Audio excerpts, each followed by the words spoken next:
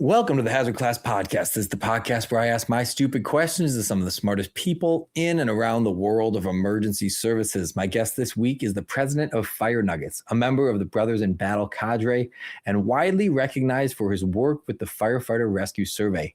He has helped collect and analyze firefighter rescue data from across the fire service to better understand victim survivability, search operations, and rescue outcomes on the modern fireground. He's a third-generation firefighter who began his career in 2007 as a volunteer before joining the Aurora, Illinois Fire Department in 2014, where he has worked both engine and truck company assignments. Along with his operational experience, he has become heavily involved in firefighter education, rescue-focused training, and conference instruction across the country. Please welcome to the show, Jeff Bryant.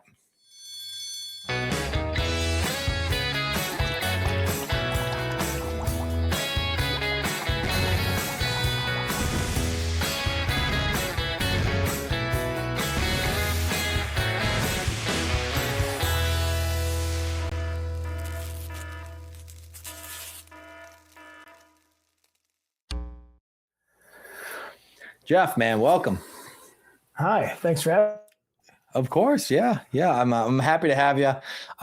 You're doing a lot of good work, and I've seen it, and it's finally good to have you in the seat in the hazard class, and so I can't wait to get to learn a little bit about the origins and what's going on now and what you've discovered. There's a lot to talk about. So cramming it into a single episode is going to be a challenge. I don't know if we'll be able to do it, but if we can't, we'll run it back. But before we get to everything that we get, I'm going to start with the question that starts just about every one of these episodes, which is, why the fire service? Oh, man. I was kind of born into it. It's going to I don't know if you can really remember anything at 2 or 3 years old, but 5 years old, walking into the firehouse, diesel fumes, old stick shift, rigs and things like that. People that have been fighting fires, my grandfather, job. My whole family basically was in the fire service too. So that's kind of where it started, every Wednesday night, my whole family basically went to the firehouse, did their thing, drill night, and, when the little vibrating boopy thing went off, everybody left, So, yeah. Do you remember a moment early on where you were like, this is what I'm going to do with the rest of my life? Yeah.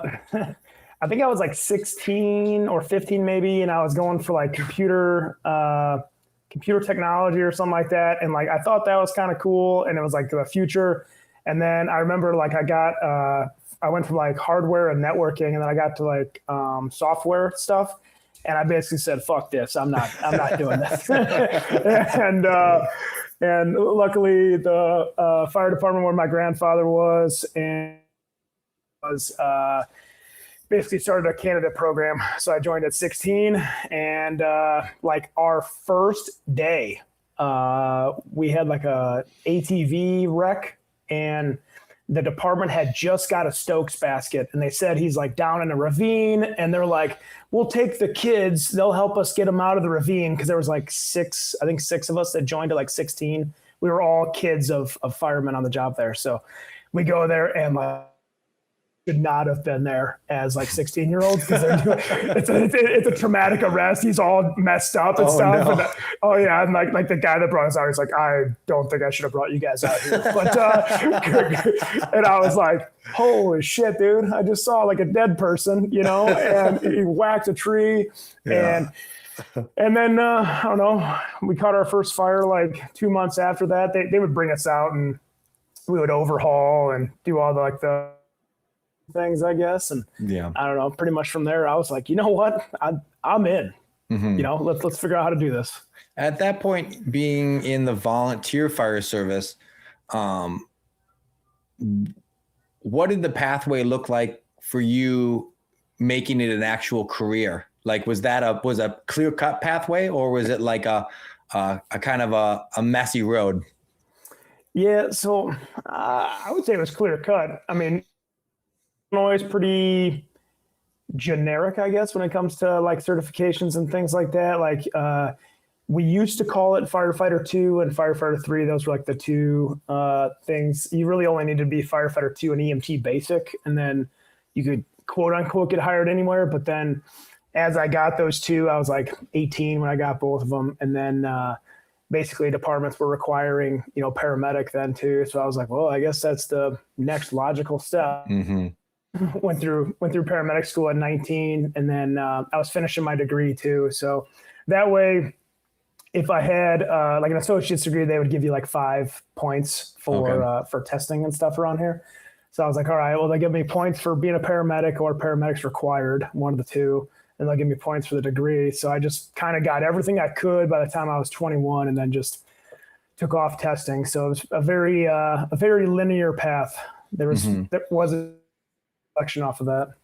What did the job market look like at that point? Obviously, the fire department recruiting has just continually suffered more and more over the years. We went from when I first got hired, we were competing in classes of thousands, and now a lot of places are struggling to get hundreds, let alone thousands. What was it like? What was that market like for you? Was it pretty competitive? Yeah, I would say so. Like my first job was a fireman in an oil refinery, but it was a contract job. So like, the contract entity hires you work for them, and then I did the same thing for another smaller municipality. That was not competitive because they didn't have they don't pay well. So like that part was not competitive at all. But like we would go to like I don't know, like a 2 firehouse place, go take a test, and they're there, and like the chief of the department would come out and be like, hey guys, amidst a bad problem or something really good happening, we're hiring no one. We're just establishing a list, and like for those 60 in the room, you're like, oh, this sucks, And then when I got hired where I work at now, I want to say it was like somewhere in like the 500 to 600 range, took the test, and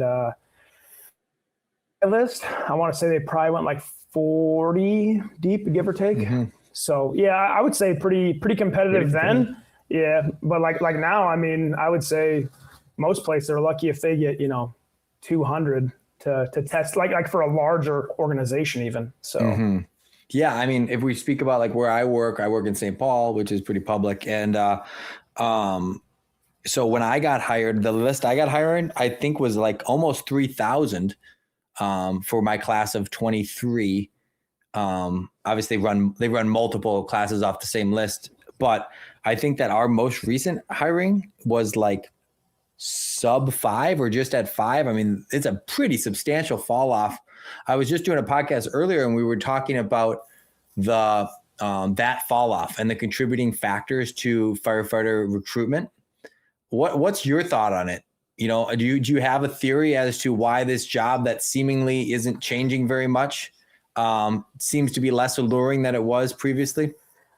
I'm going to sound very insensitive, but I think it's the scare tactics, man. Like, like you think back, like the guys that I have worked for, I mean, they're all kind of starting to retire or getting up in that age to retire. Like when they came on the job, this job was just another trade, right? There was construction, plumbing, electrician.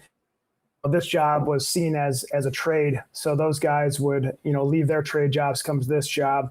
You kind of had a little bit of this and that. Well, like now, we're telling these fucking kids that like, you're gonna probably get cancer and die. You're probably, you're probably gonna become an alcoholic. You're probably gonna have mental health problems. You're probably gonna have this. Which, I mean, could those things happen? Absolutely, right? But like, maybe don't lead with that. You know, like it's good to know like all the particulars and things like that. But like, it's like the best job in the world. Like how you handle things, resolve things, and deal with things. Like.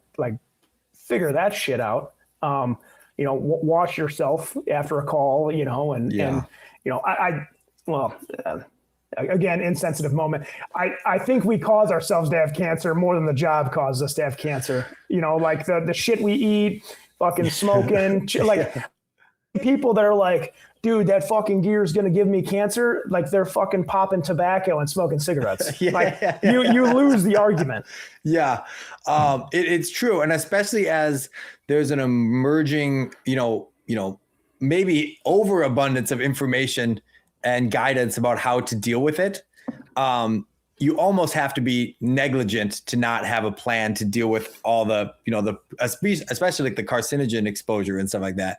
There's some that you can't avoid, but there's certainly the lion's share that you just have to take the precautions that everyone is telling you to take. But in that, how do we solve that problem, right? If we can, and I totally agree with you, and it's very much in line with the conversation I had before, which is like we're leading with the bad instead of leading with the good. How do we flip the script in recruitment in the fire service to change the narrative about why this job is so good? Oh man, big scale is hard. So like big scale, there's some things you obviously can do. I absolutely cringe at like terrible social media things. Like, I do not like the little reels that departments like post like, oh, we're hiring and doing this and like, so big box picture. Like, I don't know how else you can say it other than we have the best job in the world. And, you may have to make great sacrifices, but you will be, taken care of. If those things happen, you will also be taken care of, financially, healthcare wise, as long as your city like doesn't absolutely suck. But it is the best job. Now, if we look at things from like a small thing, like if I have a friend who wants to be like, get into the job and stuff like that, right? Like, hey, have him come to the firehouse, do a ride day. And then, he can see like the fun we have, the training you learn, the calls you go on, like everything's completely different every single day, So like from a small scale, I would say that's easy. From a large scale, it's damn near impossible to really fix it. And like, I mean, I don't want to say it's a generation. The careers that are out there have changed like drastically. Like we talked about like the trades that were available. Well, now like people can sit at home and be a streamer or do like what I'm saying? Like there's a lot of shit available that people might, find appeasing. So definitely just a different clientele out there testing. Do you think that I go back and forth on this thought? Do you think that the fire service needs to be begging people to join it, or should we wait for the people that find their interest naturally to? Yeah, does that make sense? I feel like sometimes we overextend ourselves begging people to join the fire service, and not universally, but oftentimes when you beg someone to join your fold, it's because that they wouldn't have found it naturally, and they maybe aren't cut out for it the same way that someone that recognizes it themselves. Might be a hot take, probably controversial. No, I think 100% it's a calling. People that want to do this generally fare out a little bit better than the people that are just like, hey, I stumbled across your application in the newspaper, or online, whatever the hell they find it on now. But I definitely think it's a call. You could definitely miss the mark with some. Like our job is so unique. If you have a man or a woman of good moral character that is hardworking, they're generally going to do pretty well. So I want to say I'd say it's 80% calling, 20% like, hey, why don't you, if you ever thought of this, give it a shot. So as we look at your career trajectory, right, you finally make your way through some of the, stepping stone jobs, if you will, as you make your way to your career. Talk to me about getting that call from Aurora, finally landing the place you want to land, and like that hiring process, the onboarding, the training. What does that look like? Yeah. So that was actually my number one department I wanted to go to. So like being from Illinois, Chicago is obviously a large a large thing you like most firefighters would want to look at, right? I am from the country. I've always lived in the country, and I have zero desire to live in the city. So that kind of took most of that out of play for me. So I was looking around, at careers with larger agencies around me that had pretty much no residency requirement. I'm pretty close. I'm pretty close to my wife's family and with my mom and things like that. So I didn't really want to leave all of them because we all live in the same town. So looking around, and stumbled across Aurora Fire Department when I was, in my I think I was 19 maybe or 20, and started kind of looking at their annual reports. I read every single one of them. So looked at how many fires they were going to. I want to be at a place where they had independent truck companies. They weren't doing jump companies or anything like that. And I work for has that. So I took the test and luckily got the call for the second academy, and have pretty much loved it ever since. We have a really good fire academy. Right now it's, I think, well, it depends on the year, but it's between 10 and 12 weeks, and heavily emphasized on hands-on. I want to say, as far as in the class, if you don't count hazmat, times you're in the classroom is probably 5 to 10. Oh, wow. Yeah, so the rest of it's out at the drill field. There's about 3 weeks of engine company ops, about 3 weeks of truck company ops, a week of RIT, a week of SCBA, a week of nonstop burning, and then kind of everything else filtered in there in between. Are the people getting hired there coming in prior certs, or are they coming in full green, or both? Oh, okay. So, yeah. So we don't have any requirements other than having a high school diploma. Okay. Wow. So yeah. What do you? I go back and forth on this as well, which is, are we better off to require base level? And we'll get into this, I know for sure, because I would imagine you share the same opinions about the standard Fire I and II curriculum. That it's drastically underserving the reality of the fire service. But at least in our academy is 16 weeks, and the beginning of the academy, because we do have no prerequisites in terms of the fire service, is let's teach Fire I and II. So then Fire I and II, you test Fire I and II, and all of a sudden you go, all right, forget 85% of what you just learned, and now we're going to teach you how we actually do things, how we actually carry ladders and deploy hoses and force doors and all the things. Is there something to be said for not wasting time with the Fire I and II curriculum and expecting people to come into the academy ready to go? Or do you still think that there's a place for the Fire I and II curriculum in academies, despite the fact that maybe most of the information is not the most real and accurate to the actual job?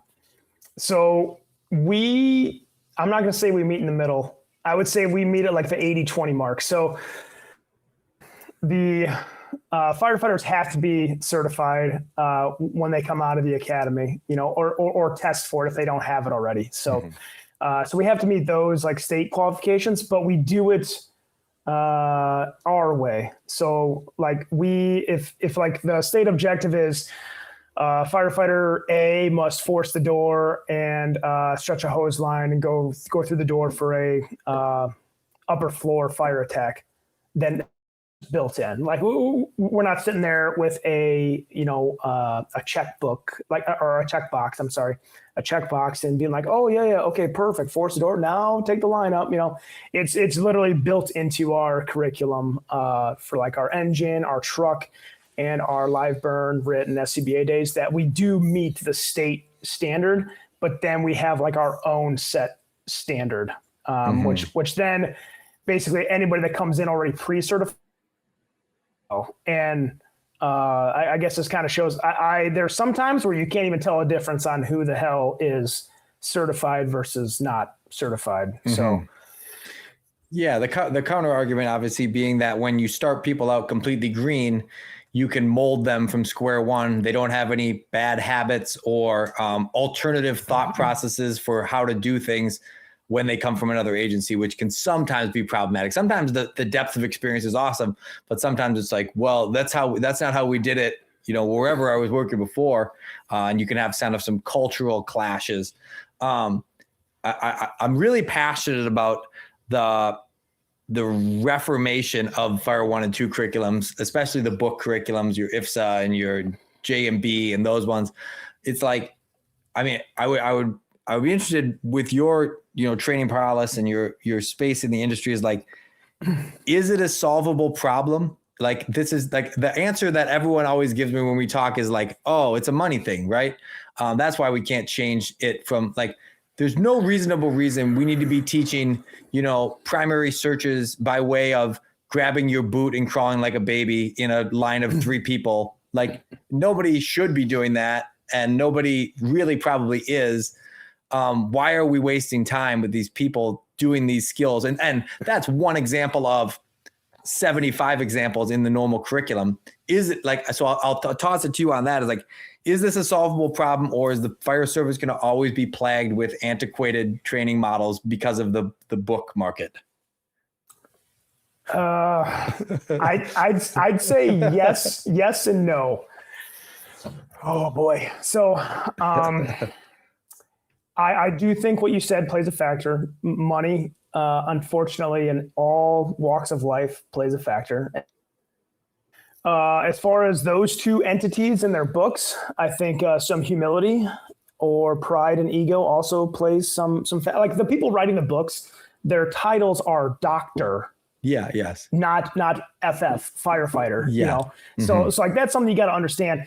They're trying to build the best curriculum that they think rather than what you and I think and our colleagues and all those things. So do I think if they lower, they would have a way better product that would match the current industry? Absolutely. Like Justin McWilliams with Search Culture, he's a good friend of mine. Like, he has blasted the shit out of them. Like, and he's tagged them too and be like, let's work together and reform this, right? And I know like him and Nick Ledeen have already worked on updating some search chapters for like fire engineering's stuff that's going to be coming out. Like stuff like that, like you should actually have like, I fucking hate saying subject matter experts, but like people that care should be the ones like that are looking into these things, right? So I think that's where they missed the mark. So like, yes, can this be changed? Yes.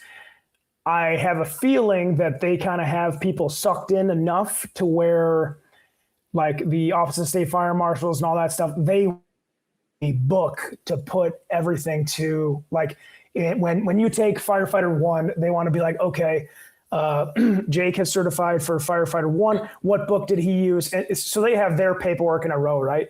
Whereas like if you look at like let's look at FDNY. FDNY has like 30 something fucking manuals on like how they do their job, and that's all they care about because it's their job. So like if you have a larger place like or Chicago, FDNY, Minneapolis, Denver, those places can create those manuals, and kind of be like, this is how we're going to function.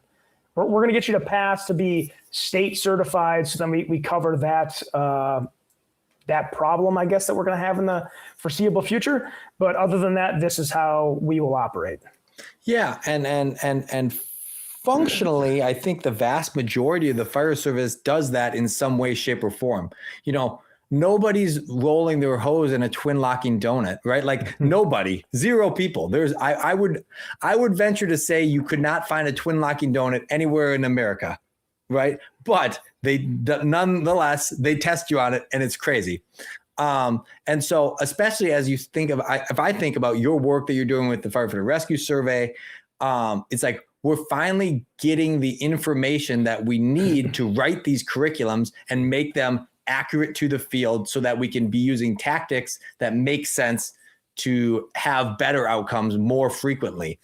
And so we will get there for sure. That's going to be a topic of conversation. But how does an organization, and this might be an unanswerable, So I'm going to give you a big one. How does an organization balance those two things, right? And you kind of got to it in terms of like, you guys adopted, yes, you have to meet these standards, but we're going to teach you from our lens.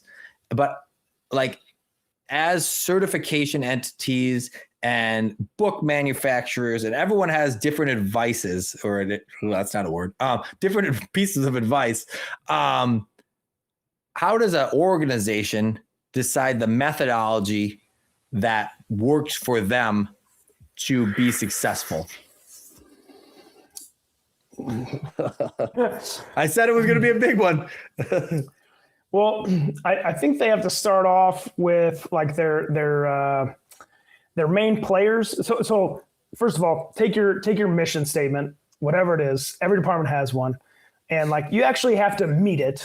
Like, and you have to mean it, right? So like, I would say 98% of mission statements across the country probably say in there of some sort that they will save lives and protect. And then there's some other, mumbo jumbo in there, whatever, matches your agency and stuff like that. So I would start with that and then get your players in the game, like the people that really give a shit. Because you're from a larger agency, not all, how many members? Like 470-ish, just shy of 500.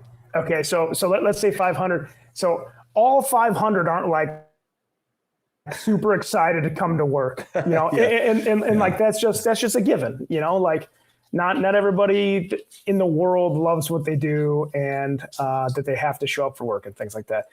So like get your players that are in the game, like they're the person that you want batting cleanup if you're playing baseball, like get those people and be like, hey, this is what we want our agency to look like, and this is how we want to think, and this is how we want to act.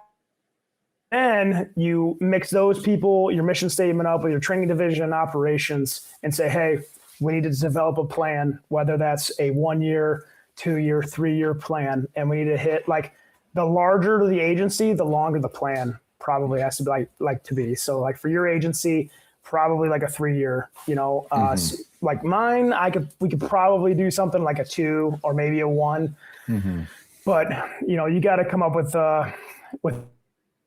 operational plan, and you have to have either operational procedures like SOPs, SOGs that match those, or you have to basically have a manual of some sort that says, hey, this is how we're operating, this is how we're doing things.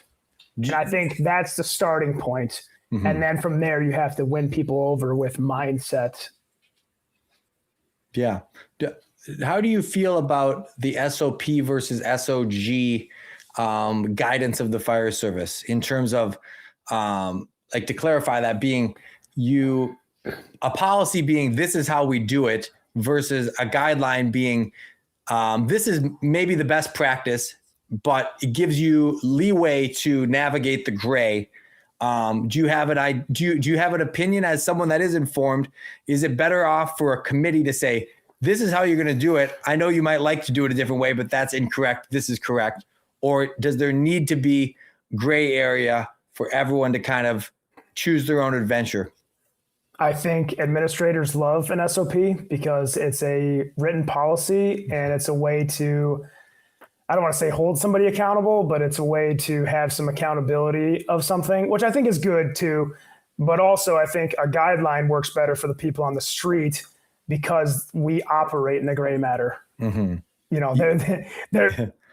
why, like you're not going to have an SOP or SOG on a 2-story wood frame, balloon frame, and then you just flip to the next page, and hey, this is a 2-story wood frame platform frame, oh yeah, and then hey, fire showing from the rear versus fire showing from the front. Nobody does that. Nobody. So I think a guideline is a little bit better for the people on the street versus a SOP. Yeah, the way that I always teach it, and I don't know where it's too smart to have it be my thought, so I don't know where I picked it up, but I'm plagiarizing from somebody, I'm sure. Is this idea of articulable and defendable actions. So if I'm going to do something, and if I can tell you what I'm going to do exactly and why I did it, I can pretty much do anything right? So I might have a policy, I might have a procedure, I might have a guideline, but if I can say, oh, actually, no, I forced this door, broke that window, and this is exactly why I did it based off of, facts, experience, all the things. That's where the heart of being trained and knowledgeable about your craft comes in, because it says, now I have the leeway to make decisions on the fireground. I don't have to rely on a policy manual, because if I can articulate what I'm going to do and why I'm going to do it, you have a lot of leeway, and you're not leaning on that manuals quite the same as you would have to if you didn't have that knowledge base. Yeah. So obviously, I presume you are one of those, influential people on your department. And so you're deep in the training weeds. At what point in your fire service journey do you go like, not enough to just be there, I want to be enriching my environment and provide, like, giving back to the community and training people? Where's that leap come from? Man, it was actually really early in my career too. Like, I want to say probably like 5 years in or something like that, I got asked to help out with like an SCBA class, and then kind of grew from there. And then I would say sometime within like the last 10 years, like somebody would do a class and like they'd be like, sorry guys, this is all we have, yada yada yada. And if you show up in the class has like 24 people in it, like 1 or 2 hose lines that you can actually, mess around with, like that kind of sucks for 24 people, So I was like, well, how do you only get like, how does that happen? And they're like, we don't have the resources. So then like, I was like, well, fuck that. Like, let's just get more resources. And then they're like, well, how do you do that? And then, I basically just like took it upon myself to be like, well, we should just have the best thing that we can possibly have. Like and it's for roof ventilation, we should either have vacant homes or we should have like 4 props that we can cut roofs on, and we should have like 6 to 8 saws. If we're going to flow water and we have 30 students, we should have like 3,000 feet of hose and like 15 nozzles and like 2 engines at least, if not 3. Basically the logistical part of it was where I got firsthand, as far as like offering resources and things like that. And then I started kind of getting into the teaching aspect a little more after that. Mm-hmm.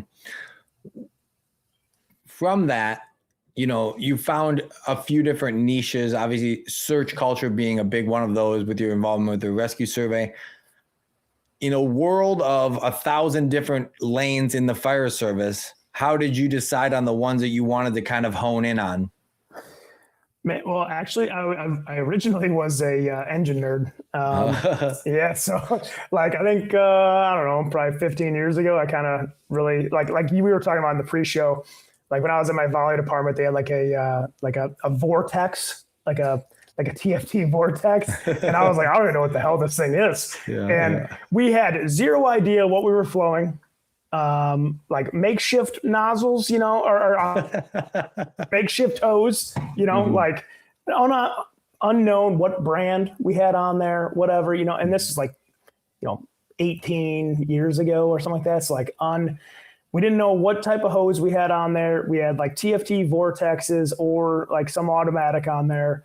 Like nothing really made sense. And then, like, we literally had like presets on our engine, like, hey, this line will be pumped to this, yada, yada, yada. Mm-hmm. And then I'm pretty decent at math, like slightly on the spectrum, pretty decent at math. And when I got hired by my full-time agency, like I literally like I'd already pumped before. So like I felt pretty good with pumping, but like as far as like understanding what the hell those numbers meant and all that stuff, like when it, like, I think it was like the second day of engine ops, like it hit me and I was like, oh my. And just like from there, like pumping, stretching, advancing lines, flowing water, like everything just kind of made sense. And so I kind of went down like this big, like long rabbit hole with engine ops for 5+ years. And then luckily I got involved with the rescue survey. And like literally I like joined the team, and then within 3 years I had my own rescue. And my agency does like roughly I don't know, like 0 to 4 rescues a year, somewhere in there. Yeah. So like I would always like find it fascinating when like guys I work with would make one, or like a neighboring agency would make one. And then I had my own, and that just like dialed me in. Like I'm fucking in, you know? So then basically everything I do now kind of revolves around the rescue, which then like if you ever, I guess, teach, you know, rescue is the objective. Everything else just kind of forms around it. So like that kind of just really hones all of that stuff in. So like when I'm on an engine and I'm stretching a line to protect that rescue. You know, when I'm going in on search and rescue, I'm going in to play the biggest game of hide and seek that this person's ever had in their life. You know, that's fifth law. That's trapped in there, right?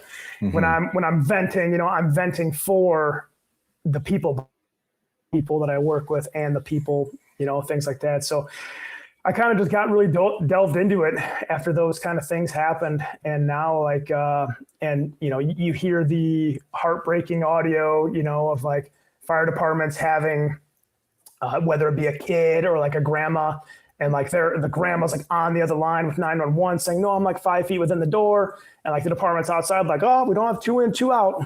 Yeah. Sorry, Gladys, you know, or whatever. Yeah. Sickening, right? Yeah. Like kids dying and stuff. So then that's kind of where I'm just like, you know what, like this is important. And we go around and teach this stuff. I teach for probably like 3 or 4 different entities, I guess. And teaching like search and rescue stuff. And like everywhere we go, it's kind of just been like a old school training scar in like why they don't either do search and rescue as effectively as they, or some other reason, but just kind of trying to get those kind of dialed in for departments and firefighters across the country. That term training scar is my old captain is a big thing that he would always preach. We got to do this to avoid the training scars and that. So for people unfamiliar with that concept, will you break that down? Yeah. The easiest one I know how to is like, let's say if your agency is going to do a tower burn or something like that, like most places when they go to do a burn of some sort, the 2 or 3 biggest things is they're going to emphasize fire attack, they're going to emphasize search and rescue, they're going to emphasize ventilation of some sort. Like those are probably the big 3 they're going to emphasize on. Like ladders, like that's involved with 2 to 3 of those things. Force entry is involved with 2 to 3 of those things. But those are the big 3 tactics that they're going to focus on. So let's like, easiest training scar you could probably have is if you're going in to do search and rescue and the dudes that are lighting the fires are a bunch of pricks, if they hide a baby like in a dresser drawer or something that's totally not realistic, you know, that's a training scar, you know, and that's a very, very unfortunate one too. And like, I absolutely can't, like if we're doing like force entry and you're like, oh man, I want to see what these guys are made of, you know, and you have like 3 slots you can put shit in. Yeah. Fill it up with 3 slots, give the guys hell, you know, if it's a commercial door, right? Yeah. But like if you're just doing it to fuck with them, you know, right, then that's a training scar, you know. Or, you know, like you stretch the line perfectly, you're advancing the line perfectly, and you're like getting ready to put water on the fire, and you maybe got there too fast, and they're like, oh, you just lost water, and you're like, no, I literally hear the engine outside. There's been 0. Yeah. They're like, nope. Or like, hey, don't put the fire out. It'll be too much of a hassle to put back. So like not actually going through the actual, you know, tasks that you're supposed to do can leave any type of training scar, because like Brian Carey in 2008, Homewood, Illinois, died in the line of duty. He was on a 2.5 in a 800 square foot home. He had a 2.5 in his hands, right? He basically burned to death. So like it was his training scar, possibly, that like, hey, don't open the line until you're told to, you know, like Like I tell all my guys that I work with, dude, if it's fucking getting hot, just open the line. Nobody's going to yell at you, you know? Yeah. You know, you're on the ultimate fire putter outer. Do it. Yeah. It's pretty much universally correct. There's a few exceptions to the rule, but if it's getting warm. So I want to roll back the clock a little bit to your time as an engine guy, right? I think that engine company operations is kind of like the gateway drug to being obsessed with fire service training. I don't know. I feel like everyone kind of comes through that pathway. But so the question I have is, I think it's easy to get buy-in when it comes to rescue, you know, in terms of like, oh, search efficiency and search patterns and you know, whatever that might be. There's oftentimes pushback in the engine company space about like, oh, the hose always comes off. What's it matter if I do it this way versus that way? I don't know if it's something you experience, but I've experienced it quite a bit. Which is just like, it'll like, what's the difference? Like, why do I need to learn how to do a V split off my bundle or whatever the technique is?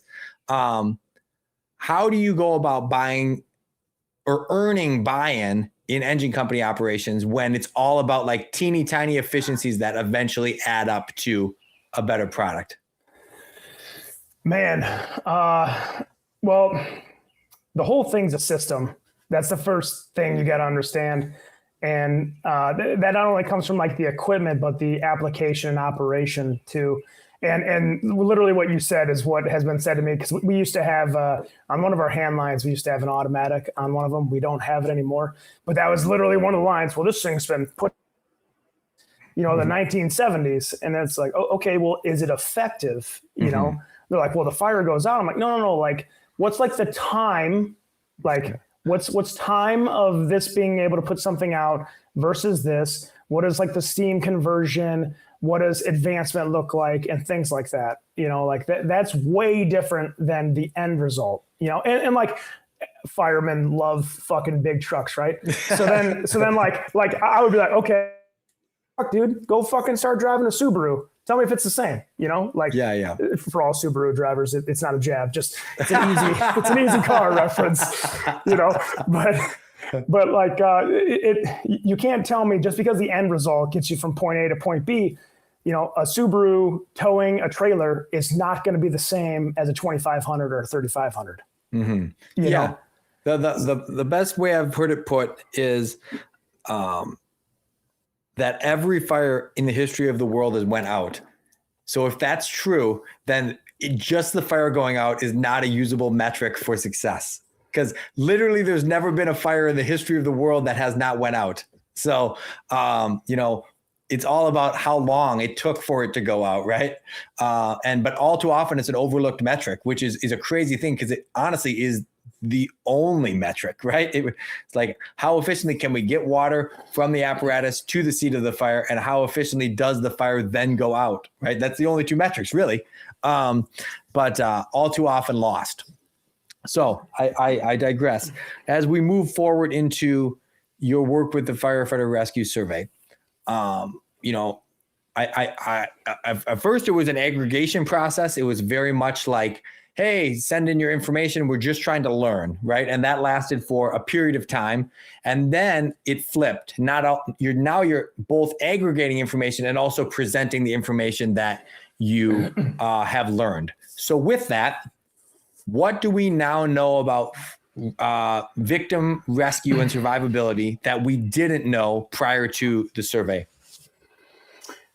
Oh boy. I would say that there's a lot, and I would say a lot of it is misconceptions.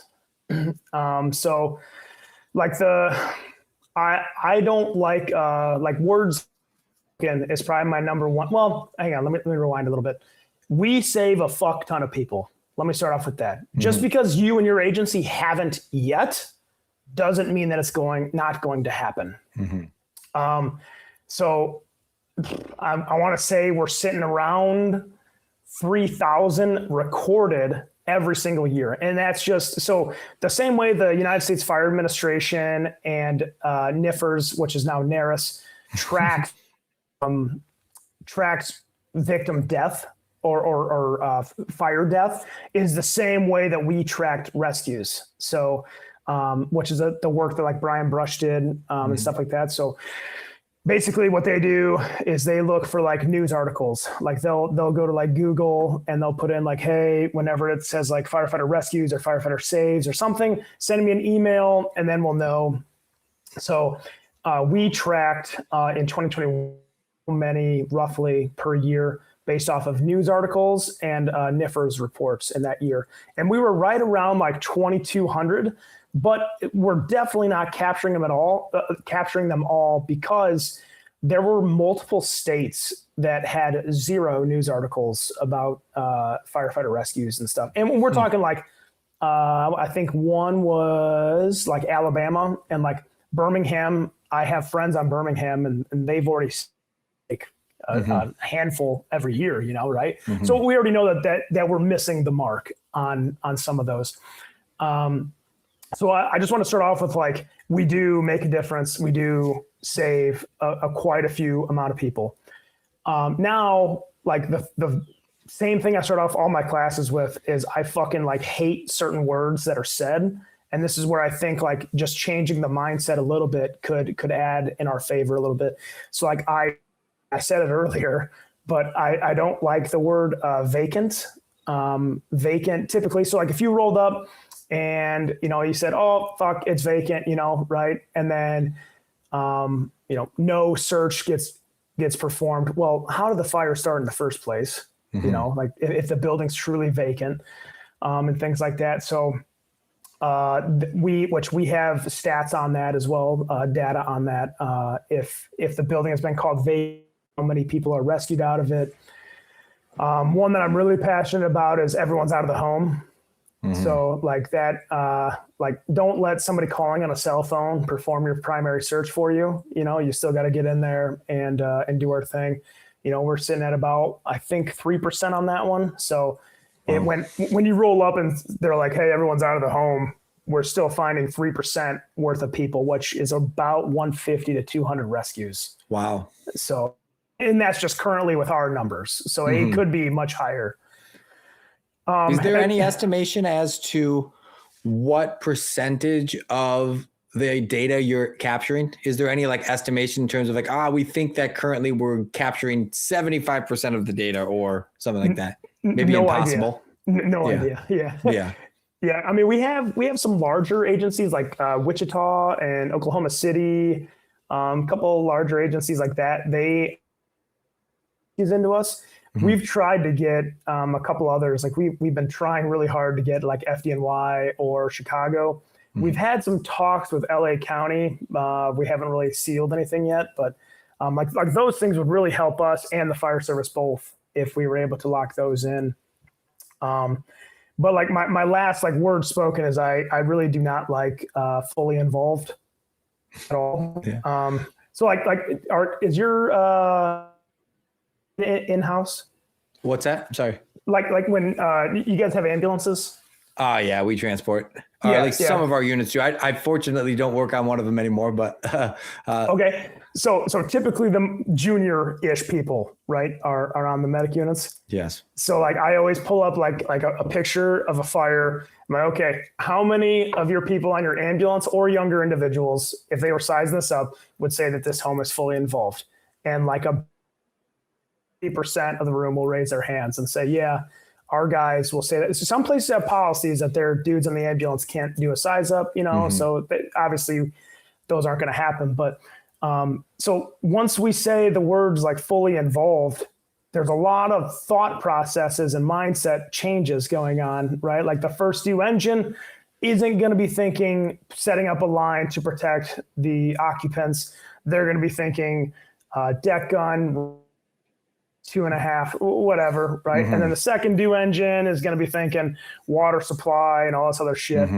And then the first due truck's gonna be like, dude, this sucks. Yeah. You know? So it definitely changes everyone's thought process. And then you roll up and you're like, holy shit, dude, like the whole back of the house is good to go, you know? Totally. So it just kind of messes people up. So like we always kind of coach, like instead of vacant, can we say abandoned?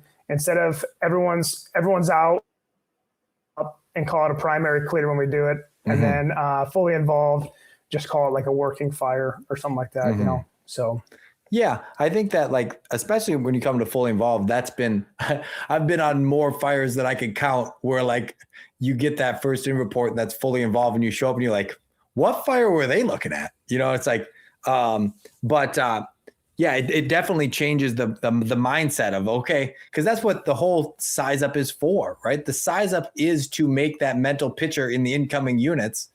And if you're not painting a picture that's conducive to having operations that are successful, you know, and aggressive, then, you know, what we're setting ourselves up from failure for the jump.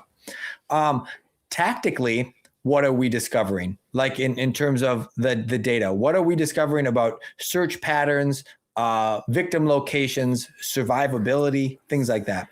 Okay. Well, you did on it earlier a little bit. So like when I came on the job in 2007, I was taught search the same exact way you told me earlier, yeah. like giant bay, concrete floor, you know, your hood's over your face, you know, partners hold, or you're holding your partner's boot. And then like once you let off of that, you know, the instructor's like, dude, you're fucking dead, man. You know, and it's like, well, that's survival, you know? Yeah. Yeah.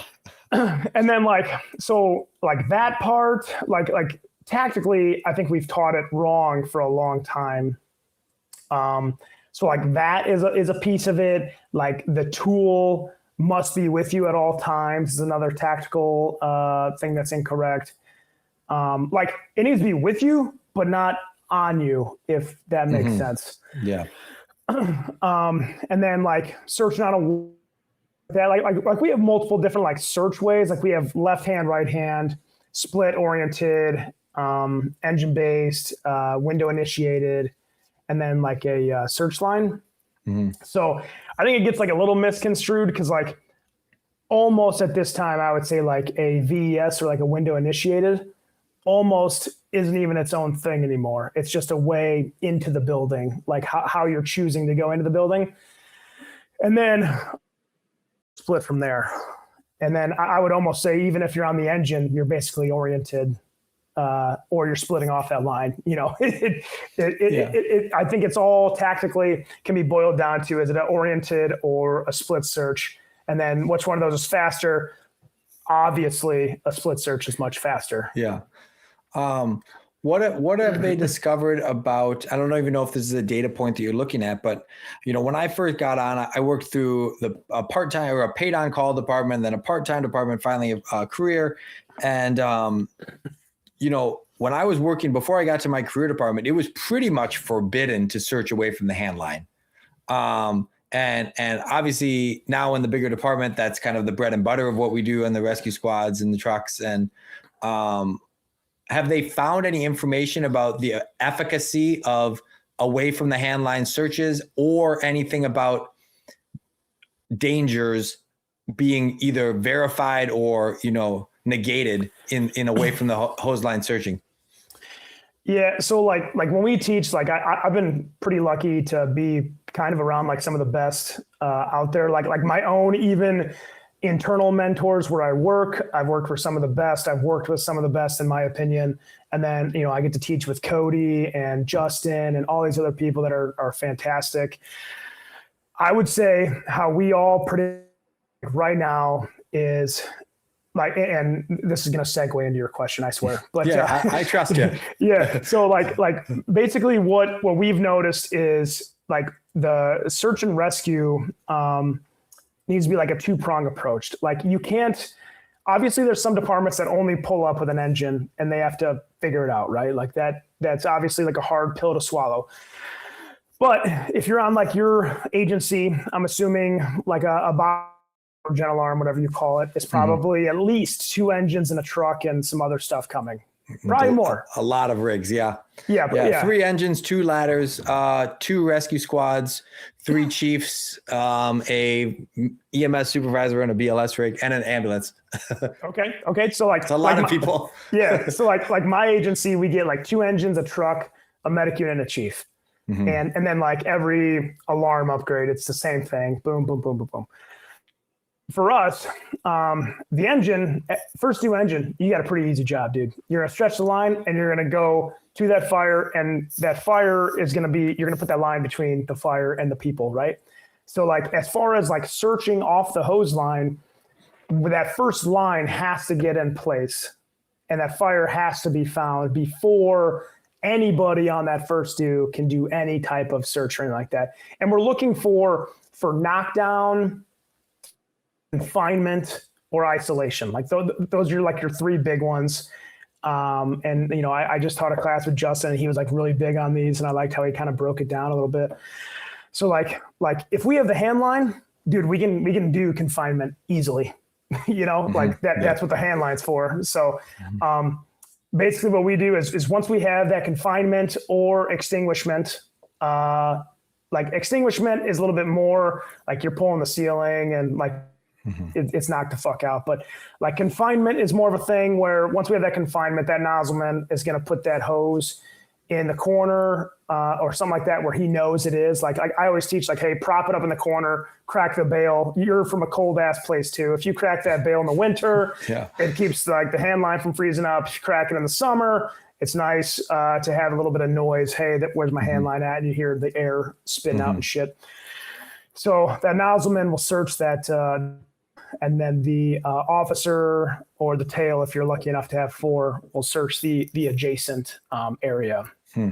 Now, when you add in the truck company, they're the ones that are searching for life, right? So like they're the ones that are like, hey, okay, you know, predominantly most house fires are in the kitchen. So if we just want to go off with that ruling, engine company's going to go to kitchen. They're going to search the kitchen and then search their way back room so they can knock that shit out. When the truck company goes in, if it's like a ranch, you know, right? If the living room and kitchen are here, you just find the one hallway and then you have all the bedrooms on the opposite side. You shoot down that way. So that is where like searching off the hand line, I think only stays within that immediate area, especially for that nozzleman. Like the nozzleman is just that room.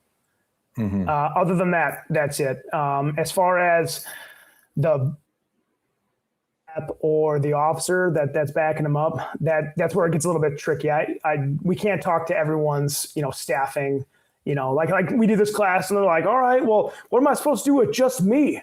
And I'm like, just you. I'm like, well, that adds in some problems, but yeah.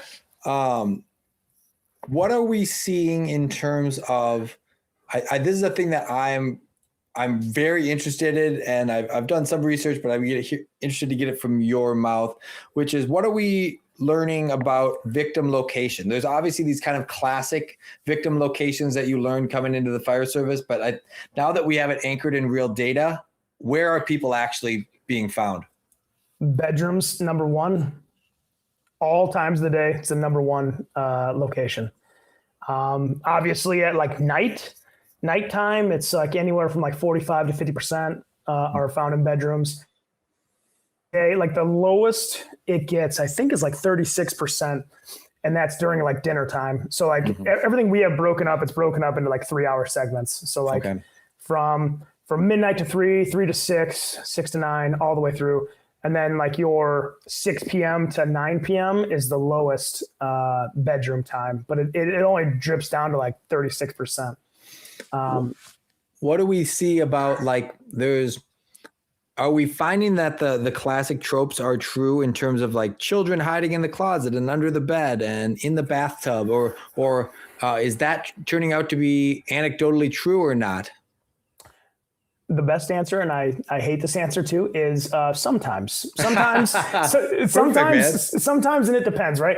I wouldn't say like under the bed is like a super, super high one. And that's the one that gets people like fucked up. Like if you roll into a bed, let's just say it's that ranch we were talking about. If I come into a ranch, if the fire's not in that bedroom, I should be shutting the door behind me. And then I can ventilate that room as well. And then I can see better.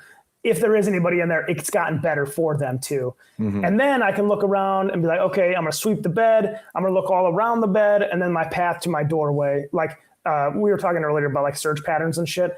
I fucking hate like left hand, right hand, you know, because like aliens, dude, we're not like hanging out on the wall and shit, you know? So like, and then, you know, they always say orientation. It's because, oh, well, like I need to stay oriented to know where I'm at in the room. Like, dude, if you got a bed and a fucking dresser in a room and the room has a door on it, you're in a bedroom, you know, there you go.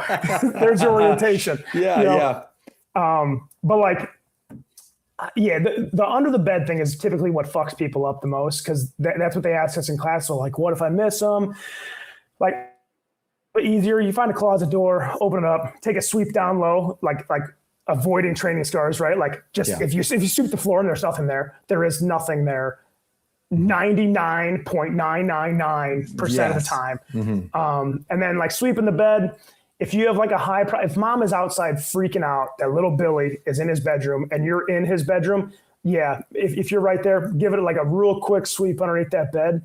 But little Billy could also be he could have freaked out and went to his sister's room, you know, things like that. Time is of the essence. And I think like when we look at how we like actually search our bedrooms, that's where we can kind of make up a little bit of that difference too. Well, hey there, gang. Thanks for listening to the show. If you could do me a favor, just like and subscribe on whatever platform you're using. Give us a review if you like it. I mean, if you don't like it, you can review it too. But if you like it, I would prefer it if you reviewed it. But if you follow the show on social media, like and share the clips and the show, and it makes a big difference, way more than you probably would guess. Thank you.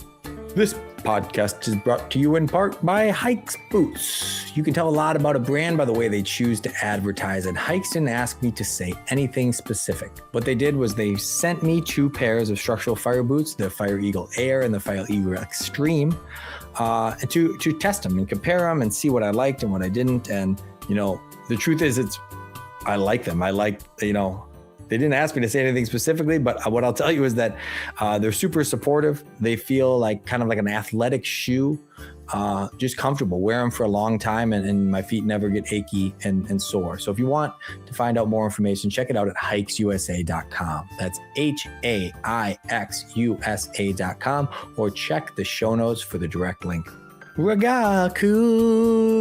Today's episode is brought to you by Rigaku Analytical Devices, who are the folks that are perfecting the 1064 nanometer ramen longer than most of us have even been doing hazmat. And they just launched their 4th generation handheld analyzer, the Icon X, which is specifically made for real world things that hazmat teams are encountering. We're talking dirty powders, mixed materials, dyes, colors, and all the things that make other instruments throw a tantrum. This 1064 nanometer laser means reduced fluorescence, so you get fast, reliable chemical ID in under 1 minute. No more staring at a blank screen, wondering what you did wrong. And this platform isn't just an upgrade, it's a whole new toolbox. It supports new accessories, including standoff analysis, so you can get the answers without getting too close. If you want an analyzer that's evolving right alongside the fire service, check out Rigaku's newest ramen at rigakuanalytical.com, or check the show notes. Back to the show.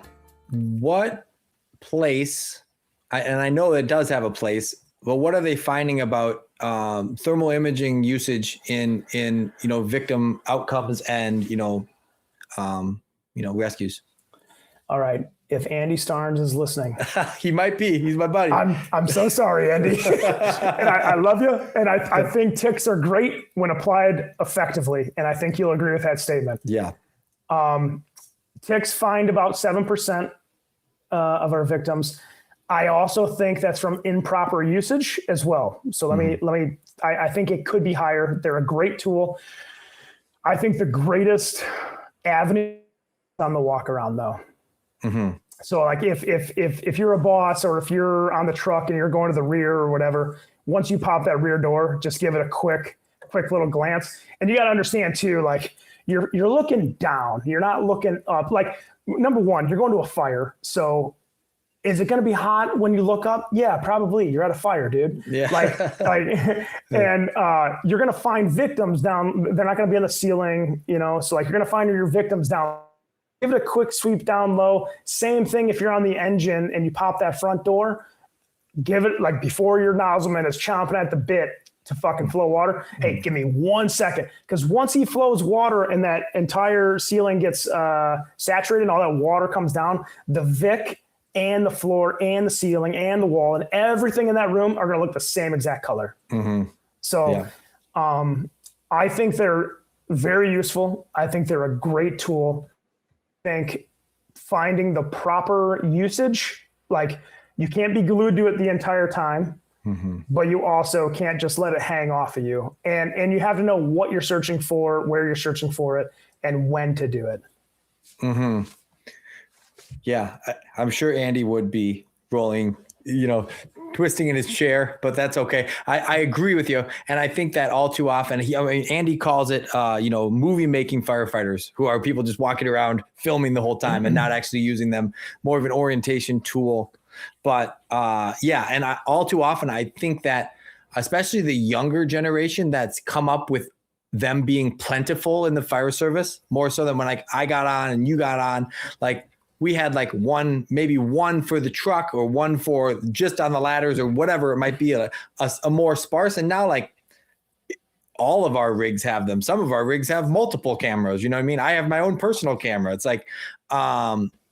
there's an embarrassment of riches in the thermal imaging camera world a little bit, so that you have everyone looking at their camera more than they're using their skills without it.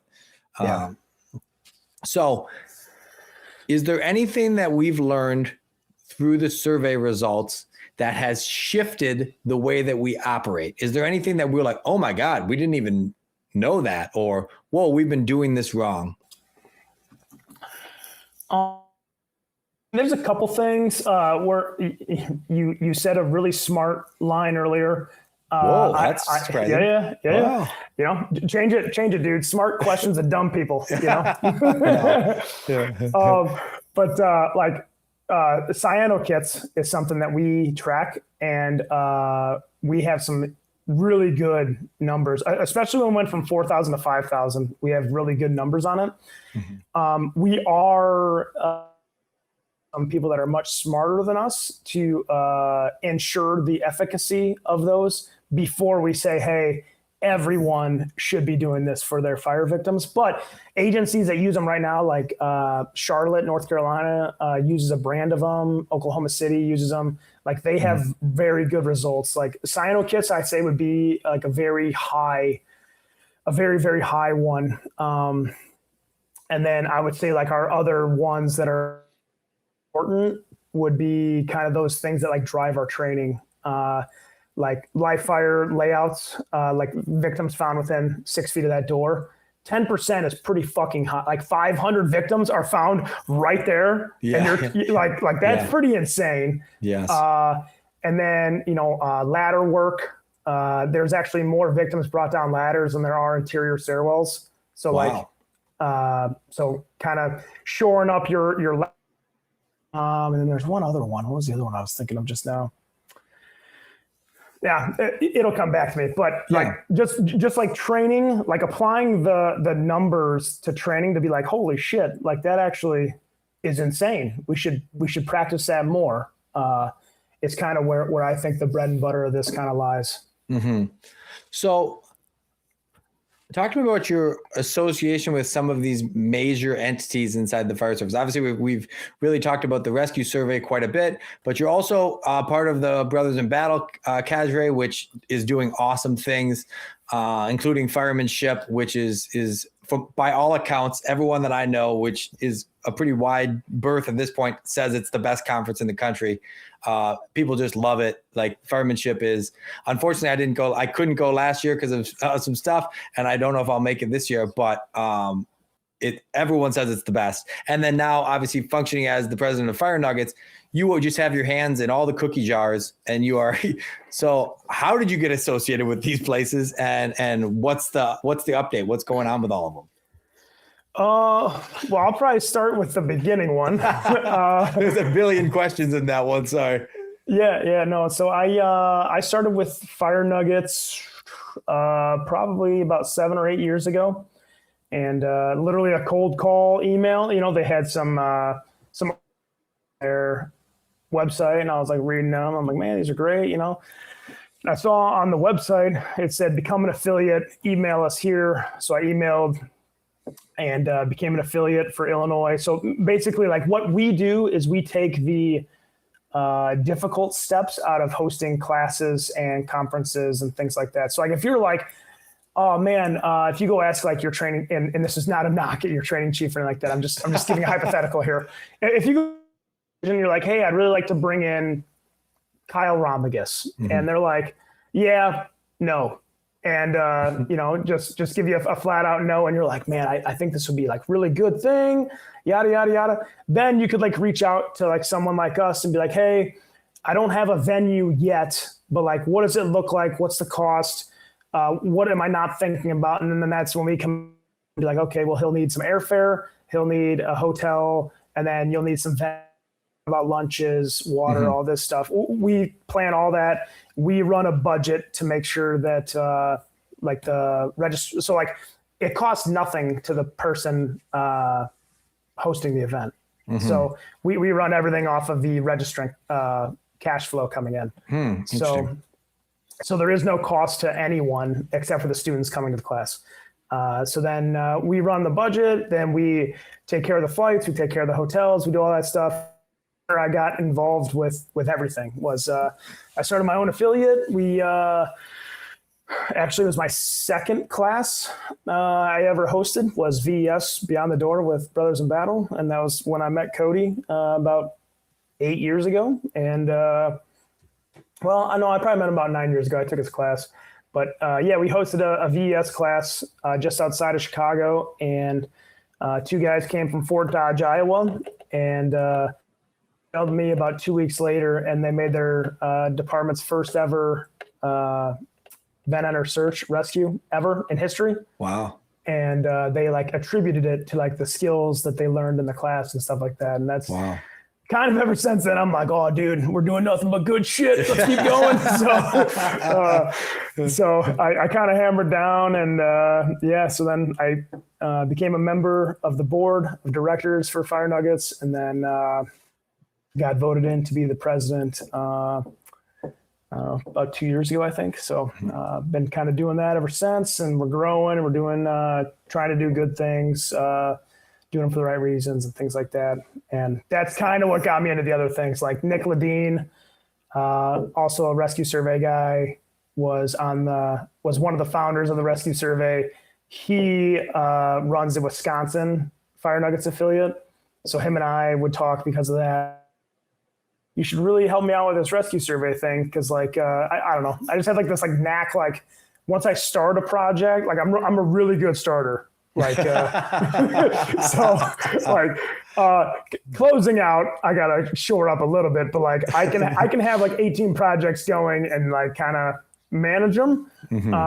But like closing them out, I just got to shore up a little bit, but I kind of give my all at pretty much everything I do. So that was when I got involved with the rescue survey, and then hosting Cody a couple times. Cody asked me if I would think about coming on board with BIB, and I did. And then firemanship came along, and we hosted right here where I work. I would say in seniority wise, I'm like the number 4 most important person with it out of 4. Yeah. So we get to do a lot of cool shit, man, and we get to network and do everything for the right reasons with pretty much everything I'm involved with. So that's kind of my niche, like be of good moral character and do right things for the right reasons. So yeah. So for people that are listening to this that might not be familiar with firemanship, give me the 10,000 foot view of it. And like I said, like everyone universally that I know that have went, which is quite a few people, like come back and are like, this place is unbelievable. Everyone needs to go. It's the best conference in the country. Not to overhype you before you have to give your sales pitch, but give me your, what's the 10,000 foot view of the goal of firemanship and kind of what you're doing? Yeah. So firemanship is art, skill, practice, or trade of firefighting. So that's what I believe if you even look up in the dictionary, that's what it stands for. So that's what we do. It's 5 full days, 3 days of lecture, and we have it at our Paramount Theater in downtown Aurora. I think right now we're sitting between 400 and 500 lecture series tickets sold. We have had more in the past, but we've also had less in the past. So like 400, 500 is probably like right in our sweet spot. So we do 3 days of lecture, and then we do 2 days of hands-on. We have 30 hands-on classes right now, and that's roughly at about 20 different training sites across the western suburbs. Our mission is faith, family, firemanship. So everything that involves with that, we encompass all of those. We have probably some of the best speakers in the world come. We're pretty excited. He hasn't spoken in a long time, but if you know ops and you know the history of it, Jay Camella is coming. He's like super awesome. He's coming out to it to speak. Tom Siragusa from San Francisco, he's one of our big speakers too. And then Dave McGrail from Denver is coming as well. Kyle Romagus. The list is crazy. If you look at the list, it's everyone, right? Just about every single person. And like we do like we do a faith section as well. So like the people that have hardships, whether it's like mental health or like a loss in their family, injury on the job and stuff like that. And like basically how those people overcame that, and like what tips and tricks and thoughts that they can give to people that are having like their own hardship and stuff like that. It's great. And if I'm not mistaken, is there also like a spouse component? Correct. So we have a spouse track for lecture and hands-on. So like lecture, they talk about like, talking with your kids and like things to do, like when your spouse is at work, what your spouse is thinking about, what they come home with, if they're acting this way, you should think this, blah, blah, blah, blah. And then we do a spouse hands-on track as well, which allows them to put SCBAs on, flow water, force doors, I think 1 or 2 other things. And then they get on a bus that we provide, and they go around to a couple hands-on sites and try to find their spouses and see what they're doing. It's awesome. Yeah. Well, there's plenty of other things to talk about, but I don't want to keep you for the rest of eternity. We'll have to run it back at some point. And I actually will be seeing you at some point this year. Heart of Lakes. Yeah. I'll be up there for that. Excellent, man. Ironically, I'll have by that point, I think, interviewed every single person that's speaking there. Talking to you, I'm talking to Ike tonight. That's my next podcast. Awesome. And then I'm buddies with Ramirez. So it's it'll be great, and we'll catch up and see each other in person. But I'll let the listeners know where they can find the information that you're putting out, where they can find Fireship stuff, more information about the Rescue Survey, Brothers in Battle, Fire Nuggets. Many things. Keep going. Yeah. So probably the easiest, go to my Instagram. I have a link tree on my Instagram. Probably gets you to pretty much close to everything. Or if you add me on the Book of Faces, I post a couple bit of things. But like everything you mentioned has a Facebook page, a website, and an Instagram page that I unfortunately run. So, yeah. Well, man, it's been a pleasure. Great conversation. Like I said, we could probably talk for the rest of eternity. Maybe we'll run it back at some point. But until then, I guess I'll see you in September. Thanks for doing the show, brother. Yeah. Awesome. Thanks, bro.